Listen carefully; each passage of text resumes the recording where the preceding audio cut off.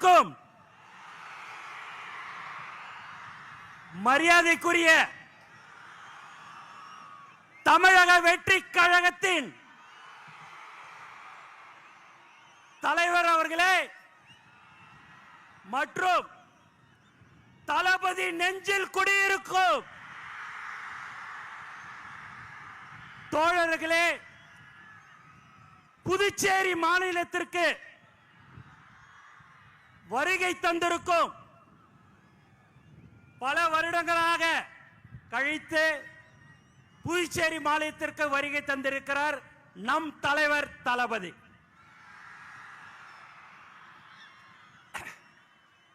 உண்மையாவே உங்களை பார்க்கும் போதெல்லாம் ரொம்ப சந்தோஷமா இருக்குது. ஏன்னா நம்ம எல்லாமே ஒரு தளபதியுடைய குடும்பம். அந்த குடும்பம் தலைவருடைய முகம் தளபதியுடைய வார்த்தைக்கு கட்டுப்பட்ட ஒரு உண்மையான குடும்பம் எது என்று சொன்னால் இதுதான். இன்னைக்கு பாத்தீங்கன்னா வேலை நாட்கள் எல்லாருமே இன்னைக்கு நீங்க இவ்வளவு பேர் வந்திருக்கீங்க அப்படின்னா தலைவர் தளபதிக்காக மட்டும்தான் என்பது இந்த நேரத்தில் தெரிவிச்சுக்க.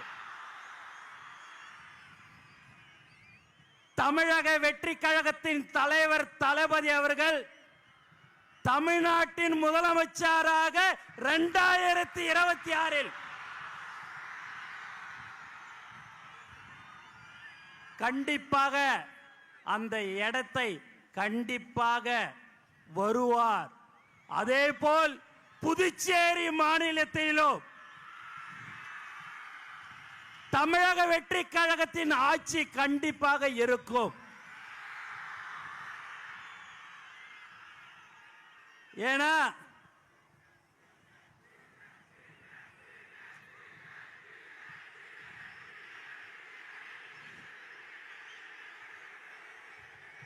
இங்க ரொம்ப முக்கியமா காவல்துறைக்கு ரொம்ப நன்றி.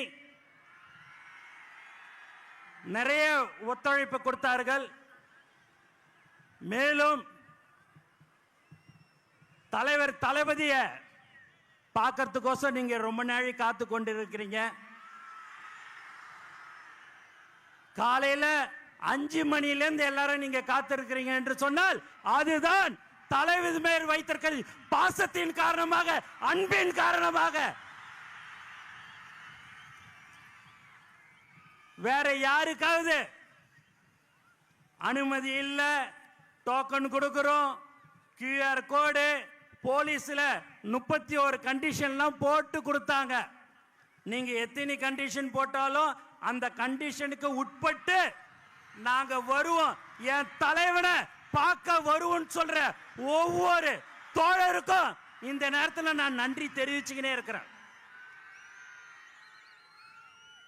72 நாள் கழிச்சு இந்த மாதிரியான ஒரு பொதுக்கூட்டத்துக்கு தலைவர் அவர்கள் வந்திருக்கிறாரு. தமிழ்நாட்டில் பார்த்தீங்கன்னா நம்மளை எங்கேயுமே விடக்கூடாதுன்றதுல தெளிவா இருக்கிறாங்க. எதை பண்ணாலும் சரிங்க, தலைவர் சொன்ன போல காத்த மறைக்க முடியுமா என்ன? எதுவுமே செய்ய முடியாது. தலைவரை யாராலையும் ஒன்னும் செய்ய முடியாது. தமிழக முதலமைச்சராக 2026 தலைவர் தளபதி அவர்கள் வருவார். நல்லதை செய்யறதுக்கு உச்சில இருக்கும் போது இந்த மக்கள் எனக்கு அந்த பதவியை கொடுத்தார்கள், உச்சத்தை கொடுத்தாங்க. அந்த உச்சத்துல இருக்கும் போதே வரணும்னு சொன்ன ஒரே தலைவன் நம் தலைவர் தளபதி மட்டும்தான். அதனால எல்லாருமே பயங்கரமான கண்டிஷன் எது போட்டிருந்தாலும் சரி, இங்க இவ்வளவு பேர் நீங்க வந்திருக்கிறீங்க. உண்மையாகவே பார்க்கறதுக்கு ரொம்ப ரொம்ப திரும்ப திரும்ப சொல்றேன், சந்தோஷமா இருக்குது. நீங்கள் ஆவலுடன் யாரை எதிர்பார்த்திருக்கிறீங்கன்னா தலைவர் தளபதியை தான் நீங்க எதிர்பார்த்திருப்பீங்க. இங்க இருக்கிற மக்கள் பயங்கரமான நீங்க ஒரு பாசத்தை தளபதி கிட்ட வச்சிருக்கிறீங்க. அந்த பாசம் புதுச்சேரி மக்கள் இருந்தாலும் சரி, தமிழகமாக இருந்தாலும் சரி, அது எந்த ஒரு தமிழனாக இருந்தாலும் சரி, யாராக இருந்தாலும் சரி, பாசத்தை காட்டுற ஒரே தலைவன் நம் தலைவர் தளபதி மட்டும்தான். அதனால நீங்க எல்லாம் வந்திருக்கிறீங்க, ரொம்ப ரொம்ப சந்தோஷம். ஆகவே நீங்கள் எல்லோரும் இன்னும் இருக்கிறது 3-4 மாதம்தான். அந்த 3-4 மாதம் உழைத்தால் நம்மளும் புதுச்சேரி மாநிலத்தில் நம்மளுடைய ஆட்சியில் கண்டிப்பாக இருக்கும். அதில் எந்தவித சந்தேகமும் உங்களுக்கு இருக்க வேண்டாம். நாம் உழைத்து கொண்டிருக்கிறோம். கடந்த 32 வருடமாக எந்த ஒரு எதிர்பார்ப்பும் இல்லாமல் உழைத்து கொண்டிருக்கிற ஒரு உண்மையான குடும்பம் நம்மளுடைய தளபதி குடும்பம் மட்டும்தான், வேற யாரும் இல்லை. இந்த மாதிரியான ஒரு கூட்டத்தை இங்க நம்ம பாண்டிச்சேரியில் கூப்பிடணும் அப்படின்னா ஒரு 6 மாசம் ஒர்க் பண்ணி எல்லாம் கொடுத்து எல்லாம் வான்னு சொன்னாதான் இங்க வருவாங்க. இங்க தலைவருடைய முகம், தலைவர் வராருன்னு சொன்னாலே வர்ற ஒரு உண்மையான ஒரு கூட்டம் எது என்று சொன்னால் இதுதான் நம்மளுடைய தமிழக வெற்றி கழகம். ஆகவே நீங்கள் எப்போதும் நம்மளுடைய தோழர்கள் இன்னும் 3-4 மாதம் கடுமையாக நீங்கள் உழைக்க வேண்டும். அதை உழைத்தால் கண்டிப்பாக நம்மளுடைய ஆட்சி கண்டிப்பாக புதுச்சேரி மாநிலத்திலும் இருக்கும் என்று கூறிக்கொண்டு எனக்கு வாய்ப்பு கொடுத்த தலைவர் தளபதி அவர்களுக்கும் மற்றும் அனைத்து நல்ல உள்ளவங்களுக்கும் நன்றி கூறி விடைபெறுகிறேன். நன்றி, வணக்கம். அதுக்கு அடுத்தபடியாக தமிழக வெற்றி கழகத்தின் தேர்தல் மேலாண்மை பொதுச் செயலாளர் அர்ஜுன் அவர்கள் ஆதவ் அவர்கள் பேசுவார்கள் என்று தெரிவித்துக் கொள்கிறேன்.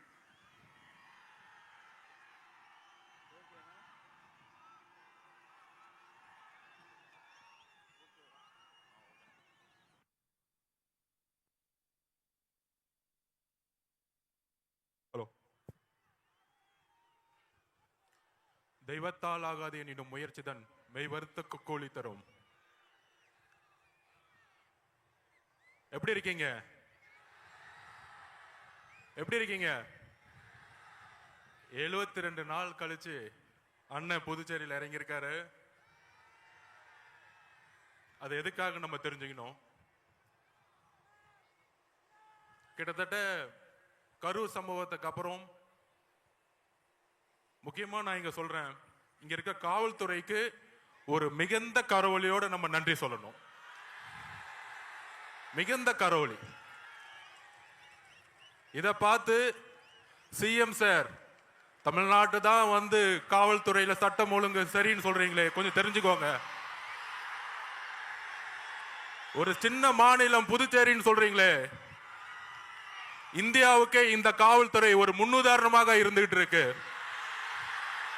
காவல்துறை மட்டுமல்ல, இங்க இருக்கக்கூடிய ஒட்டுமொத்த மக்களும், இங்க இருக்க முதலமைச்சர் அவர்களுக்கும் எங்களோட நன்றியை நாங்க தெரிவிச்சுக்கிறோம். இப்படி ஒரு பாதுகாப்பையும் இப்படி ஒரு மக்கள் பாதுகாப்பையும் தமிழ்நாட்டில் இதுவரைக்கும் தமிழக வெற்றி கழகத்துடைய தலைவர் பயணத்தில் கொடுத்ததே கிடையாது. அதனால சிஎம் சார் உங்க அரசியல் எல்லாம் தூக்கி போட்டு தைரியமா தைரியமா எங்க அண்ணன் சொல்ற மாதிரி, எங்க தலைவர் விஜய் அவர்கள் சொல்ற மாதிரி தில்லு இருந்தா தேர்தல்ல மோதுங்க. காவல்துறையை வச்சுக்கிட்டு அரசை வச்சுக்கிட்டு பிரச்சாரம் பண்றத முடக்கிறதெல்லாம் முதல்ல நிப்பாட்டிட்டு, காத்த நிப்பாட்ட முடியுமா? வெள்ளத்தை நிப்பாட்ட முடியுமா? அதுதான் தமிழக வெற்றி கழகத்துடைய பிரச்சார பயணம் இன்றையிலிருந்து தொடங்கிருச்சு. ஏன் புதுச்சேரி அப்படின்னு ஒரு கேள்வி இங்க இருக்க எதிர்கட்சிகள்லாம் சொல்லிட்டு இருந்தாங்க, என்ன புதுச்சேரிக்கு வராரு? இதே மாதிரிதான் எம்ஜிஆர் கிட்ட கேட்டாங்க, நீங்க தமிழ்நாட்டில் முதலமைச்சர் ஆக வேண்டியதானே, ஏன் புதுச்சேரி வந்தீங்க அப்படின்னு. புதுச்சேரி மக்கள் ஒரு நல்ல ஆட்சி, ஒரு நல்ல கல்வி, ஒரு நல்ல போக்குவரத்து வசதி, ஒரு நல்ல மருத்துவம், இதுக்காக இன்னும் ஏங்கிட்டு இருக்காங்க. அதெல்லாம் எப்படி அன்றைக்கு வந்து எம்ஜிஆர் கட்சி ஸ்டார்ட் பண்ண பிறகு முதல் முறையாக அவர் தமிழகத்துக்கு மட்டும் யோசிக்கல. எம்ஜிஆர் அவர்கள் கட்சி ஸ்டார்ட் பண்ண பிறகு புதுச்சேரிக்கும் யோசிச்சாரு. அதே மாதிரி எங்களுடைய தலைவர் விஜய் அவர்கள் தமிழ்நாட்டுக்கு மட்டுமல்ல புதுச்சேரிக்கும் சேர்ந்து ஒரு மிகப்பெரிய திட்டத்தை வச்சிருக்காரு. அந்த திட்டங்கள் என்ன அப்படின்னு தலைவர் வந்து இப்ப பேச போறாரு உங்க முன்னாடி. அவருடைய பேச்சுல அடுத்த 50 வருஷத்துக்கான புதுச்சேரியோடைய வரலாற்றை புதுசா எழுதப்படும் தமிழக வெற்றி கழகத்தின் மூலியமா அதை நாங்க இது பதிவு பண்றோம். அதாவது ஃபர்ஸ்ட் ஒரு டோக்கன் போட்டு கூட்டத்தை மக்கள்ல விடணும்னு சொன்னாங்க. ஆனா இதே வந்து கிட்டத்தட்ட இங்க ஒரு 100 ஏக்கர் 200 ஏக்கர் தமிழக வெற்றி கழகத்தோட மாநாடு மதுரையில போட்டோம். எந்த கட்சியும் அந்த மாதிரி மாநாடு போட்டதில்லை. 500 ஏக்கர்ல மாநாடு போட்டோம். கூடிய விரைவில் புதுச்சேரியில ஒரு மிகப்பெரிய அளவுல நம்ம நிலத்தை எடுத்து ஒட்டுமொத்த புதுச்சேரி மக்களும் அங்க இருக்கிற மாதிரி அடுத்த கட்ட ஒரு பிரச்சாரத்தை தமிழக வெற்றி கழகத்தின் தலைவர் உருவாக்குவார். ஒரு பிரெஞ்சு காலனிலிருந்து புதுச்சேரி வந்து இன்றைக்கு நம்மளுடைய அடிப்படை தேவை கூட நம்ம வந்து கஷ்டப்பட்டு இருக்கோம். எல்லாத்துக்கும் தெரியும். மாற்றம் வருமா அப்படின்னு இங்க இருக்கக்கூடிய இளைஞர்களுடைய ஒவ்வொரு முகமும் தெரியுது. மாற்றம் வருமா, எங்களுக்கு ஒரு வேலை வாய்ப்பு கிடைக்குமா, எங்களுக்கு ஒரு சிறந்த கல்வி கிடைக்குமா அப்படின்னு ஏக்கம். இந்த ஏக்கம் தான் இவ்வளவு பெரிய மக்கள் கூட்டத்தை இங்க உருவாக்கி இருக்கு. கண்டிப்பாக மிகப்பெரிய எழுச்சி 1970 உருவான மாதிரி நம்மளுடைய தலைவர் வரக்கூடிய தேர்தலில் தமிழகத்தின் முதலமைச்சராக உருவாகி பாண்டிச்சேரியிலையும் தமிழக வெற்றி கழகத்தின் முதல்வரை உருவாக்கி ஒரு மிகப்பெரிய ஒரு புதிய விஷயத்தை உருவாக்குவாரு. அதுக்கான திட்டங்கள், அதுக்கான மேனிஃபெஸ்டோ கூடிய விரைவில் வந்து நீங்க பாப்பீங்க. அதுக்கான எழுச்சி பயணமா நம்ம வந்து இன்றையிலிருந்து புதுச்சேரி, தமிழகம் மட்டுமல்ல புதுச்சேரி மக்களோட தமிழக வெற்றி கழகம் ஒரு பயணத்தை தொடங்குறது. அடுத்தது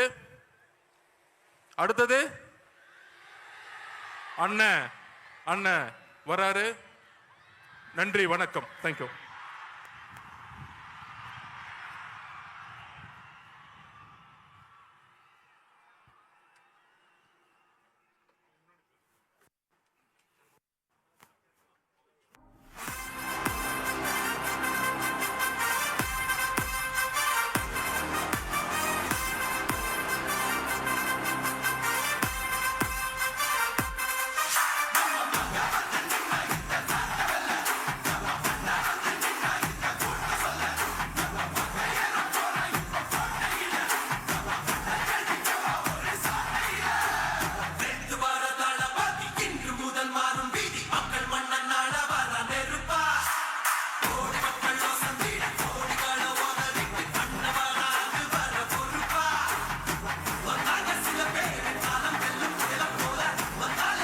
ஹலோ ஹலோ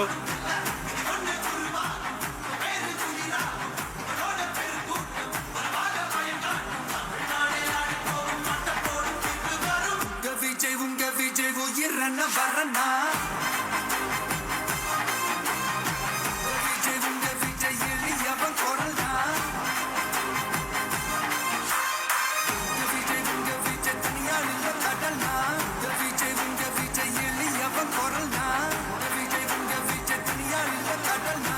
மக்கள் தானே மன்னர்களை உனக்கு காட்ட வரண்ணா.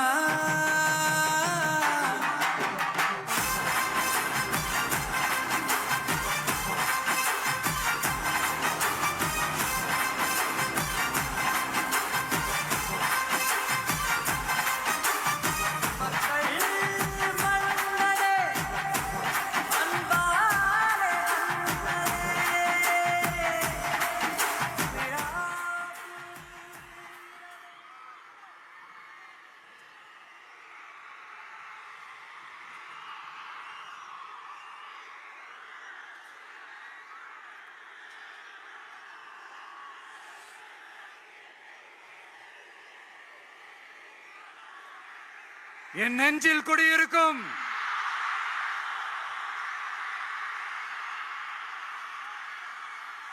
புதுச்சேரி மக்கள் உங்கள் அனைவருக்கும் என்னுடைய வணக்கம். வணக்கம் வணக்கம். எல்லாரும் எப்படி இருக்கீங்க?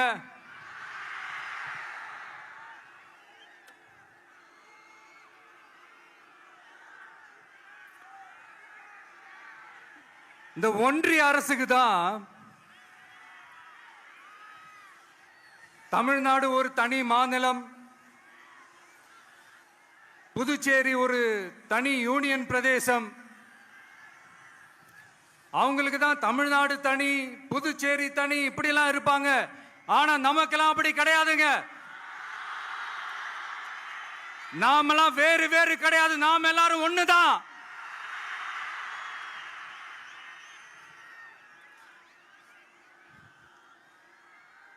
தமிழ்நாடும் புதுச்சேரியும் தனித்தனியாக இருந்தாலும் நாம் எல்லாரும் ஒண்ணுதான், நாம் எல்லாரும் சொந்தம் தான்.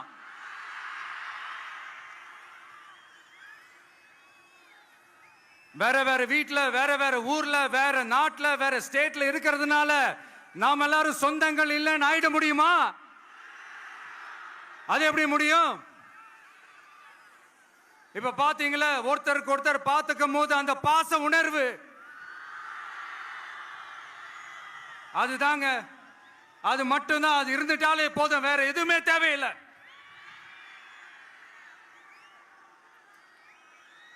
அதனால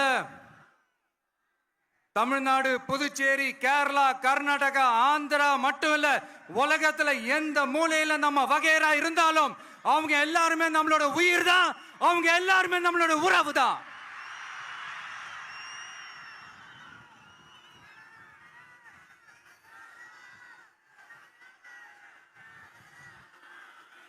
புதுச்சேரினாலே உடனே ஞாபகத்துக்கு வர்றது மணக்குள விநாயகர், அரவிந்தர் ஆசிரமம், வில்லியனூர் மாதான் சொல்லி இவங்க எல்லாரும் ஞாபகத்துல வருவாங்க. அது மட்டும் இல்ல, மகாகவி பாரதியார் அவர்கள் இருந்த மண், பாவேந்தர் பாரதிதாசன் அவர்கள் பிறந்த மண். அது மாதிரி இன்னும் சிறப்புகளை அடுக்கிக்கிட்டே போலாம். ஆனா அரசியல்னு வந்துட்டா ஒரு முக்கியமான விஷயத்தை பத்தி நம்ம சொல்லி ஆகணும். 1977ல புரட்சி தலைவர் எம்ஜிஆர் அவர்கள் தமிழ்நாட்டில் ஆட்சி அமைச்சாங்க. ஆனா அதுக்கு முன்னாடியே 1974லயே இங்க புதுச்சேரியில அவங்களோட ஆட்சி அமைஞ்சது. அதனாலதான் அப்பவே சொன்னாங்க, நமக்காக வந்தவர் எம்ஜிஆர், அவரை தமிழ்நாட்டில் மிஸ் பண்ணிடாதீங்கன்னு நமக்கு அலர்ட் பண்ணதே புதுச்சேரி தான். அப்படிப்பட்ட புதுச்சேரியை நம்மளால மறக்க முடியுமா? அது மட்டும் இல்ல, இங்க இருக்கிற மக்கள் தமிழ்நாடு மாதிரியே புதுச்சேரி மக்களும் என்ன கிட்டத்தட்ட ஒரு 30 வருஷமா என்ன தாங்கி பிடிச்சுக்கிட்டு இருக்கிறீங்க.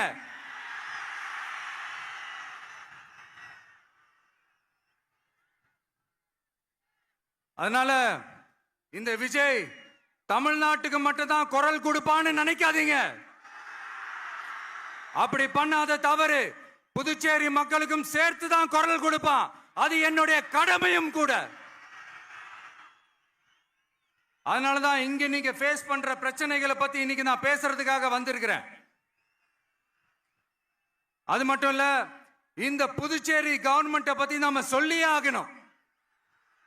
இது டெஃபினட்டா தமிழ்நாட்டில் இருக்கிற மாதிரி நம்ம திமுக கவர்மெண்ட் மாதிரி கிடையவே கிடையாது.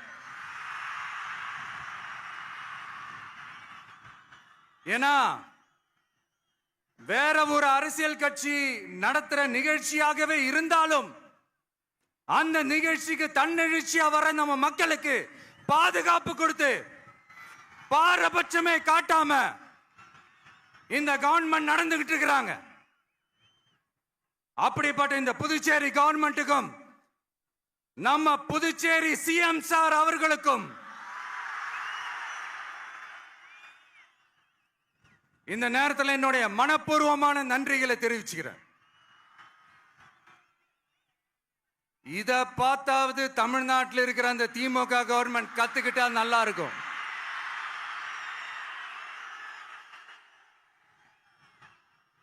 ஆனா அவங்க கத்துக்க மாட்டாங்க. பரவாயில்ல, வரப்போற எலெக்ஷன்ல 100% கத்துக்குவாங்க. அத நம்ம மக்கள் பார்த்துக்குவாங்க.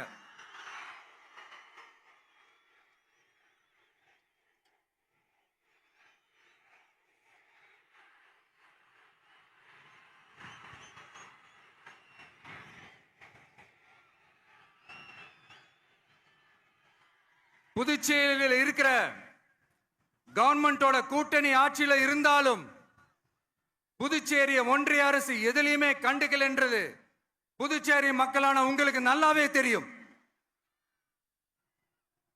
மாநில அந்தஸ்து கோரிக்கையை மட்டுமா கண்டுக்கல, இங்க வளர்ச்சி ஏற்படவும் துணை நிக்கவே இல்லைன்னு கேள்விப்படுறோம். இந்த புதுச்சேரிக்கு இன்னும் மாநில அந்தஸ்து கொடுக்கல. மாநில அந்தஸ்து வேணும்னு கேட்டு பல முறை சட்டசபையில தீர்மானம் போட்டு ஒன்றிய அரசுக்கு அனுப்பி வச்சுக்கிட்டே இருக்கிறாங்க. இந்த வருஷம் கூட மார்ச் மாசம் 27ஆம் தேதி 2025 அன்னைக்கு ஒரு தீர்மானம் போட்டாங்க. அது மாநில அந்தஸ்து வேணும்னு கேட்டு ஒன்றிய அரசுக்கு அனுப்புற 16வது தீர்மானம். புதுச்சேரி காரைக்கால் பகுதிகளில் மூடப்பட்ட 5 மில்கள், பல்வேறு தொழிற்சாலைகளை மீண்டும் திறக்கிறதுக்கு இதுவரைக்கும் ஒரு துரும்ப கூட கிள்ளி போடல. பல்லாயிரக்கணக்கான இளைஞர்களோட வேலை வாய்ப்புக்காக எதையுமே செய்யல. இங்க ஒரு ஐடி கம்பெனி உருவாகணும்ன்றது எண்ணமே இல்லை. அதை பத்தி யார் பேசினாலும் அது அவங்க காதல விழவே விழல. இங்க ஒரு அமைச்சரை ஊழல் குற்றச்சாட்டுல பதவி விட்டு நீக்கப்பட்டு அந்த இடத்துக்கு இன்னொருத்தரை நியமிச்சு 200 நாள் ஆச்சு. இன்னும் அவருக்கு ஒரு இலாக்காவே தரல. இந்த செயல் சிறுபான்மை மக்களை அவமானப்படுத்துறதுன்னு அந்த மக்களே சொல்றாங்க. புதுச்சேரியோட முக்கிய அங்கமாக இருக்கிற காரைக்கால், மாகே, ஏனாம் பகுதிகளில் எல்லாம் முன்னேற்றமே இல்லைன்னு அந்த பகுதி மக்கள் சொல்லிக்கிட்டே இருக்கிறாங்க. குறிப்பா காவிரியோட கடைமடை பகுதியான காரைக்காலை மொத்தமா கைவிட்ட மாதிரி தான் இருக்குது. இது எல்லாமே முன்னேற்றம் அடையணும். டூரிஸ்ட் பிளேஸ் ஆன புதுச்சேரியில போதுமான அளவு பார்க்கிங் வசதி இல்ல, போதுமான அளவு கழிப்பறை வசதி இல்ல. இதெல்லாமே மேம்படுத்தணும். புதுச்சேரி கடலூர் மார்க்கமான ரயில் திட்டம் வேணும்ங்கிறது நீண்ட கால கோரிக்கை. புதுச்சேரி மக்களுக்கு ஒன்னே ஒண்ணுதான் சொல்லணும், இந்த திமுகவை நம்பாதீங்க. அவங்களுக்கு உங்களை நம்ப வச்சு ஏமாத்துறது தான் அவங்க வேலையே. நான் சொன்ன பல கோரிக்கைகளை எல்லாம் தீர்த்து வைக்கிறதுக்கு நம்ம புதுச்சேரி கவர்மெண்ட்டுக்கும் அதோட மக்கள் திட்டங்களுக்கும் ரொம்ப அக்கறையா உண்மையா துணை நிக்கணும். தமிழ்நாட்டை ஒதுக்குற மாதிரி புதுச்சேரியும் ஒதுக்க கூடாதுன்னு நாங்க கேட்டுக்கிறோம். கிட்டத்தட்ட 20 லட்சம் பேர் வாழ்ற யூனியன் பிரதேசமான புதுச்சேரி மத்திய நிதி குழுவில் இடம்பெறவில்லை. அதனால் மாநிலங்களுக்கான நிதி பகிர்தல் அடிப்படையிலும் யூனியன் பிரதேசங்களுக்கான நிதி பகிர்தல் அடிப்படையிலும் புதுச்சேரிக்கு நிதி ஒதுக்கப்படுவதில்லை. அதனால ஒவ்வொரு ஆண்டும் புதுச்சேரிக்கு தோராயமாகவே மத்திய அரசு நிதியை விடுவிக்கிறது. அந்த நிதியும் அரசு ஊழியர்களின் சம்பளம், ஓய்வூதிய தொகை உள்ளிட்ட திட்ட செலவுகளுக்கே சென்று விடுவதால் மீத தேவைக்கு வெளிச்சந்தையிலும் கடன் பத்திரங்களை கடன் வாங்குகிறது புதுச்சேரி. இந்த நிலைமை மாறணும்னா ஒரே வழி மாநில அந்தஸ்து. நம்ம புதுச்சேரி மக்களோட பல்லாண்டு கால கோரிக்கை. புதுச்சேரிக்கு போதுமான நிதி வரத்து இல்லாததுனால வெளியே கடன் வாங்க வேண்டியதா இருக்கு. புதுச்சேரியோட கடனை குறைச்சு தற்சார்பு பொருளாதாரத்தை வளர்த்தெடுக்க திட்டங்கள் வகுக்கப்பட வேண்டும்.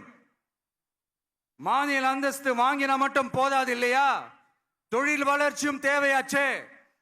புதுச்சேரி தென்னிந்தியாவின் முன்னணி இண்டஸ்ட்ரியல் ஹப்பாக மாற்ற எல்லா முயற்சிகளும் எடுக்க வேண்டும். இந்திய அளவில் ரேஷன் கடைகளே இல்லாத மாநிலம் புதுச்சேரி தான். ஏழை எளிய மக்களுக்கு வாழ்வாதாரமே ரேஷன் கடைகள் தான். மற்ற மாநிலங்கள்ல இருக்கிற மாதிரி இங்கேயும் அரிசி, சர்க்கரை, பருப்பு, கோதுமை, எண்ணெய்னு அனைத்து பொருட்களும் வழங்கும் முறை சீராக்கப்பட வேண்டும். கடைசியா மீன் பிடிக்க செல்லும் காரைக்கால் மீனவர்களை அடிக்கடி கைது செய்யும் இலங்கை கடற்படை அவர்களின் படகுகளையும் பறிமுதல் செய்து விடுகிறது. அதனால் நீண்ட போராட்டங்களுக்கு பிறகு அவர்கள் விடுவிக்கப்பட்டாலும் படகுகள் கிடைக்காததால் படு மோசமான நிலைக்கு தள்ளப்படுகின்றனர். இந்த நிலை மாற வேண்டும். நான் மறுபடியும் சொல்றேன், இந்த விஜய் புதுச்சேரி மக்களுக்காகவும் எப்பவும் துணை நிற்பான். வரப்போற புதுச்சேரி தேர்தல் களத்துல நம்மளுடைய தமிழக வெற்றி கழகத்தின் கொடி பட்டொளி வீசி பறக்கும். கான்பிடண்டா இருங்க, நல்லதே நடக்கும். வெற்றி நிச்சயம். மீண்டும் சந்திக்கும் வரை நன்றி, வணக்கம்.